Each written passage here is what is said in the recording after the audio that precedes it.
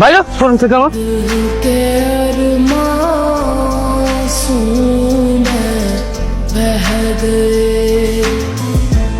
ফকিন্নির বাচ্চা, তোর যেন আজকের পর থেকে এই শোরুমের সামনে না দেখি। তোদের মতন ফকিন্নিরে ভিতরে ঢুকতে দেওয়াই উচিত না। আপনাকে ধাক্কা দিয়ে ফেলে দিলেন কেন? ওরা ধাক্কা দিয়ে ফেলে দিছি, বেশ করছি। বেশ করেছি।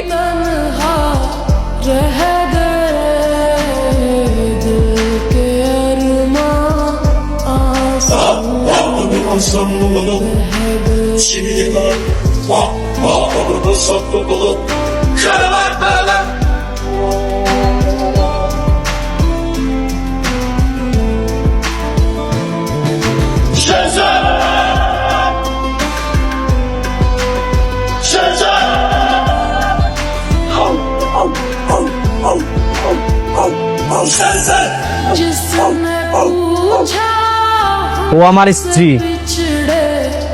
ওর গায়ে কেউ হাত তুললে একদম জানে মেরা দিমু।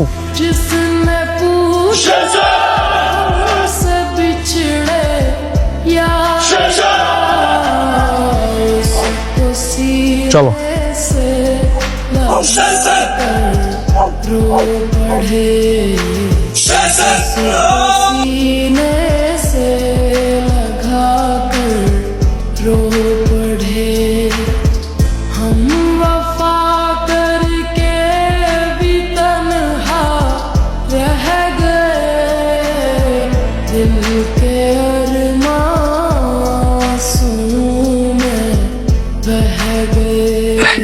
ম্যাডাম, দুধটা খাই নিন। খাবো না আমি। হ্যাঁ হ্যাঁ ম্যাডাম, দুধ না খেলে তো পরে আপনার শরীর খারাপ করবো, দুর্বল হয়ে যাবেন। খেয়ে নিন ম্যাডাম, আমি যাই। গোলাম, দাঁড়াও, এখানে বসো। বসুন। বসো। জি জি ম্যাডাম, বলেন। আজকে তোমাকে দেখে আমি হঠাৎ অবাক হয়ে গেলাম। তুমি একটা কাজের লোক হওয়া সত্ত্বেও তোমার কোনো সমস্যা হলে এত গাড়ি, বডিগার্ড সব ছুটে চলে আসে। আর আজকে তোমার যে ভাবমূর্তি ছিল, আমি তো ভয়ই পেয়ে গিয়েছিলাম। ওই যে সেই লোকটা, যে শেহাজাদ চৌধুরী নাকি কি, ওর যে লোকজন আছে ওরা ভাবছে যে আমি ওর মানে বস, আমি শেহাজাদ চৌধুরী। এই কারণে আমার বিপদ দেখে সবাই চলে আসছে। আসলে আমি তো ওই লোক না, ওরা ভুল বুঝছে। তারপরেও তুমি যাই বলো, আজকে আমি এক অন্য গোলামকে দেখেছি।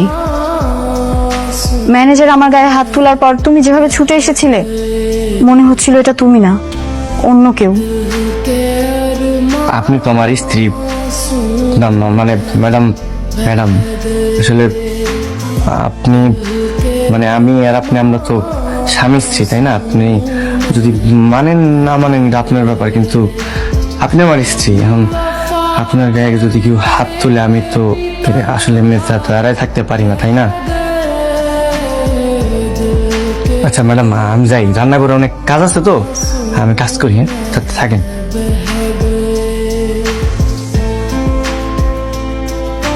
আপনি আমার স্ত্রী, এখন আপনার গায়ে যদি কেউ হাত তুলে আমি তো আসলে দাঁড়ায় থাকতে পারি না, তাই না?